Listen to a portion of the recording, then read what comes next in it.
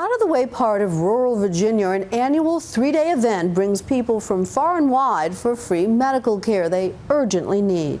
It's a completely volunteer operation of people who treat thousands in need, and sadly, the demand is growing every year. Here again is ABC's Bob Woodruff. Wise, Virginia is a coal mining county, far from any major airport. Stan Brock flew in from Knoxville, where RAM is based.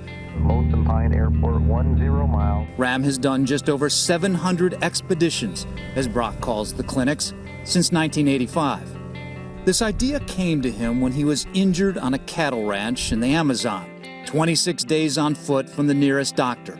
To help others, 9-6. He brought medical teams to other undeveloped countries like India, Haiti.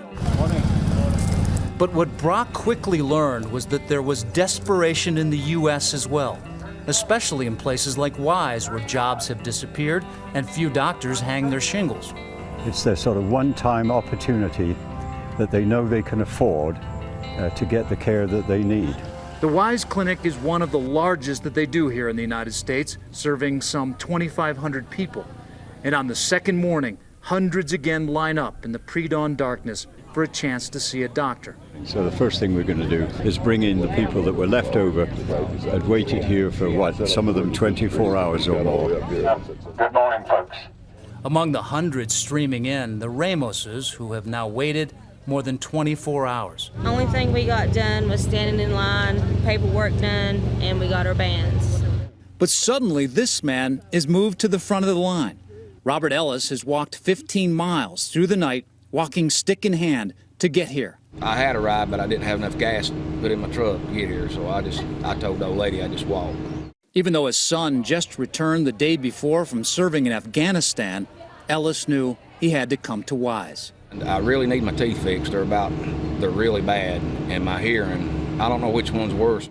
But his visit to triage uncovers something else. He said he's had some pain in his chest when he was walking up here this morning. Do you have it right now? No, I don't have it right now. There's a little shortness of breath involved, nausea and vomiting. Dental and hearing will have to wait as he is taken to the medical tent and cardiology. I've been having chest pains lately. Not often. It's starting to come more often. The clinic offers specialty areas, including cardiology, dermatology, orthopedics, even mobile x-ray units, and denture labs. The people we're going to see here never get teeth if we don't give them to them. About 80 dental chairs are up and running, 16 eye examination stations, 2 optical labs, grinding 600 pairs of glasses a day. We carry about 10,000 lenses on here. Manning it all are those volunteers. And that is in what town? Whose ranks have grown by one as Virginia Senator Tim Kaine slips into registration to do his part. And how about an emergency contact, family members? By Brock's estimation, Kaine is one of only a dozen or so politicians who have ever been to a RAM event. People will drive for days, and then they'll get here 2 or 3 days early to camp and wait so they can get care, and this is the most powerful nation on earth. But we can do so much better. By the afternoon, Ellis is getting his eyes checked. I can read A. I can't tell what the bottom one is. And pretty much everything else. Thank you. They changed my blood pressure medicine, and I had my hearing checked. I'm gonna need hearing aids. They fit molds on both my ears, thank God. I needed that. And after I get done with this, I'm gonna go over and have my teeth pulled. I didn't think I'd get this much done today. I really didn't. On Sunday morning, the third and final day, the crowd is much smaller. It's a short day, and so we're bringing in really just an extra 100 people in vision and an extra 100 people in dental, and that should just about do it for the morning. The very last of the dental patients continue to be worked on as equipment is packed up and the heavens open.